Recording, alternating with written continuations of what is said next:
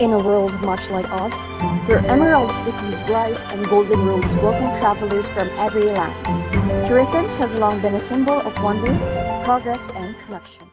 Mabuhay Sinta! I'm Brenielle DESPABILADERAS. To start, we will talk about the issues and trends that affects global tourism. Tourism is one of the world's largest and fastest growing industries, contributing around 10% to global GDP and providing millions of jobs worldwide. However, this growth also brings complex challenges such as climate change, over-tourism, inequality, and health crisis. These realities reminds us that while tourism drives progress, it is also highly vulnerable to global disruptions. Understanding tourism through a global and sustainable lens means acknowledging its economic, social, and cultural dimensions. Concepts like adaptive governance, resilience, and smart tourism emphasize innovation, inclusivity, and shared responsibility among stakeholders. Tourism supports the Sustainable Development Goals, particularly SDG 8, SDG 12, and SDG 13. In connection with the Global Code of Ethics for Tourism, it upholds Article 1, Article 3, and Article 5. As a student of tourism, I've come to see that our role is not simply to invite people to travel, but to awaken something greater, to weave spells of compassion, respect, and guard a balance between progress and the planet.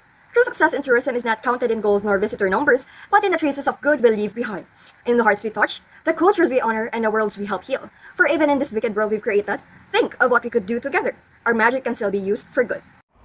Thank you, Brenielle. Mabuhay Sinta. I am Clarissa MACALALAD. Moving forward, tourism is often celebrated as a bridge for peace, prosperity, and cultural understanding. Yet, it is also one of the first sectors to suffer during times of war, terrorism, or political instabilities. Conflicts destroy infrastructure, displace communities, and damage a destination's image. However, beyond its vulnerability, tourism also holds the power to heal and rebuild. Aligned with the SDG 16, peace, justice, and strong institution, and SDG 8, decent work and economic growth, tourism can serve as a catalyst for post-conflict recovery, reviving local economies, restoring heritage, and promoting social cohesion. Guided by the Global Code of Ethics for Tourism, especially its principles on mutual understanding, cultural respect, and solidarity, tourism can become a platform for reconciliation and dialogue. Examples like Rwanda and Northern Ireland show how responsible tourism helps societies move from conflict to cooperation. Thank you, Clarissa. Mabuhay Sinta. I am Shakira A, PADERA, and to continue, we will talk about how tourism and climate change affect each other. Climate change threatens destinations through rising sea levels, biodiversity loss, and extreme weather, while tourism itself contributes to global warming through carbon emissions. This issue connects strongly to several Sustainable Development Goals. SDG 8 supports the idea of green tourism jobs that benefit local communities while sustaining the environment.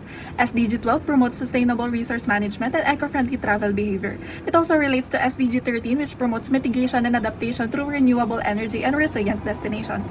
Finally, SDG 14 and 15 emphasize the protection of coral reefs, forests, and biodiversity that tourism depends on. In terms of the Global Code of Ethics for Tourism, the module reflects Article 3, which highlights tourism as a factor of sustainable development. Article 4, which focuses on safeguarding cultural heritage like Venice preservation efforts, and Article 5, which calls for community participation and shared benefits, as shown in Fiji's mangrove restoration projects. All these connections made me realize that tourism isn't just about showing beautiful places. It also carries our responsibility. Climate change made me see how fragile our destinations and communities really are. And as a student and future tourism professional, I want to be more mindful of how my actions can either harm or help the environment. I may not change the whole industry, but I can start by making small responsible choices that protect what makes tourism possible. Thank you, Shakira. Mabuhay Sinta. I am Naomi I. Biodiversity is the lifeblood of our planet. It gives life, balance, and beauty to the world we live in. It includes our coral reef, forests, and mountains, and wildlife that not only support tourism but also sustain community. However, tourism faces a paradox. It benefits from tourism, yet can also harm it to overdevelopment, pollution, and mass tourism. That's why promoting responsible tourism is essential to protect our environment. One effective approach is ecotourism, which focuses on conservation, community involvement, and education, ensuring that progress and preservation go hand in hand. These support SDGs, particularly SDG 12, responsible consumption and production, SDG 14, life below water, and SDG 15, life on land. Furthermore, the Global Code of Ethics for Tourism reinforces this through Article 3, which promotes sustainable development, Article 4, which safeguards cultural and natural heritage, and Article 5, which ensures tourism benefits host community. In the end, as a community, we are all called to be the guardians of our planet, protecting biodiversity through sustainable tourism. Let's not just admire nature's beauty, let's defend and preserve it for generations to come. Tourism is often seen as an escape, but through these lessons, we've learned it's really a mirror of the world we live in. It reflects our choices, our impact, and our shared humanity. Behind every destination are stories of struggle, resilience, and hope. Climate change reminds us that travel isn't just about seeing the world, it's about caring for it. As future tourism professionals, may we journey with purpose, choose empathy over profit, and build the kind of tourism that heals rather than harms. So the question is, are you ready to be part of the change? There's no going back.